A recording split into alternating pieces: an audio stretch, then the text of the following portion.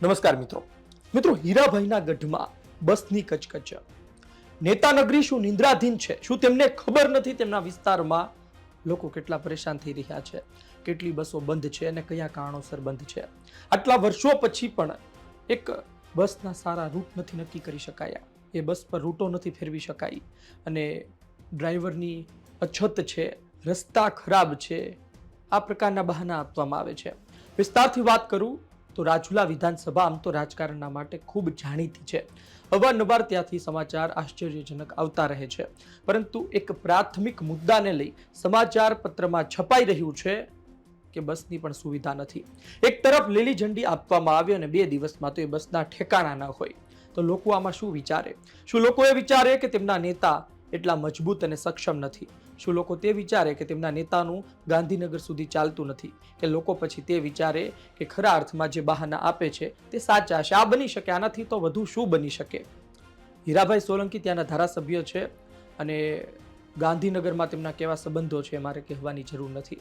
ભૂતકાળમાં ઘણી ઘટનાઓ બની હતી અને તે ગાંધીનગરમાં મોટા મોટા કાફલા સાથે ગયેલા છે, પરંતુ શું આ પ્રાથમિક મુદ્દા પર કોઈ વાત કરે છે? અને ફક્ત હીરાભાઈ સોલંકીની એકની વાત નથી, ભારતીય જનતા પાર્ટીમાં બીજા પણ બધા નેતાઓ છે.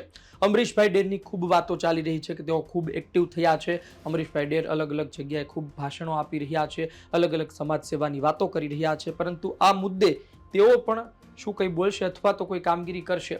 સામાન્ય રીતે એક પાર્ટીમાં રહેલા નેતાઓ, એમાં જેનું કદ વધુ મોટું હોય અથવા તો કોઈ ધારાસભ્ય સાંસદ હોય, તો તેની નીચેના હોદ્દાવાળા તેનાથી વધારે એક્ટિવ થાય તો સવાલ થાય. એટલે કદાચ અમરીશભાઈ એવું વિચારતા હશે કે જેના કામમાં આવે તે બોલશે, પરંતુ એક હદ સુધી ન બોલવામાં આવે અથવા તો આનું નિરાકરણ ન આવે તો પછી એ લોકોનું શું કે જેમને ભાવનગર જવું હોય, જામજોધપુર જવું હોય, પોરબંદર જવું હોય ને ફ્રીક્વન્સી ઓછી હોય, જેને સુરત જવું હોય, મુંબઈ જેવા શહેરમાં જવું હોય ને તેની બસ જ ના હોય.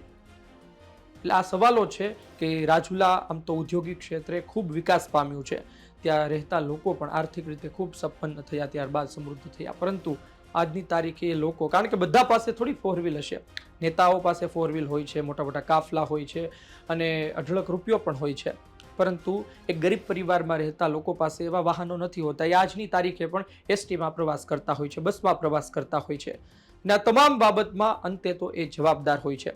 પરંતુ નેતાઓ ખૂબ હોશિયાર છે, એમને ખબર છે કે આ બધા લોકો અંતે ચૂંટણીમાં જ્ઞાતિ, જાતિ અને ધર્મમાં વહેંચાઈ જવાના છે. શું કામ પ્રાથમિક સુવિધા આપવી અને પ્રાથમિક સુવિધાને આટલું મહત્વ પણ શું કામ આપવું? આપણે અન્ય મુદ્દાઓ પર મહત્વ આપો, તેનાથી જ આપણને ફાયદો થશે. આવું પણ બની શકે. ખેર, આપનો અભિપ્રાય કોમેન્ટ બોક્સમાં લખજો. આપ શું વિચારો છો? આપ ત્યાંના વતની છો? ખરા અર્થમાં કેટલી હાલાકી પડી રહી છે ને આ બાબતને લઈને શું કોઈ સમાધાન આવી શકે છે અથવા કોઈ કામ થઈ શકે છે? આપનો અભિપ્રાય લખજો. ધન્યવાદ.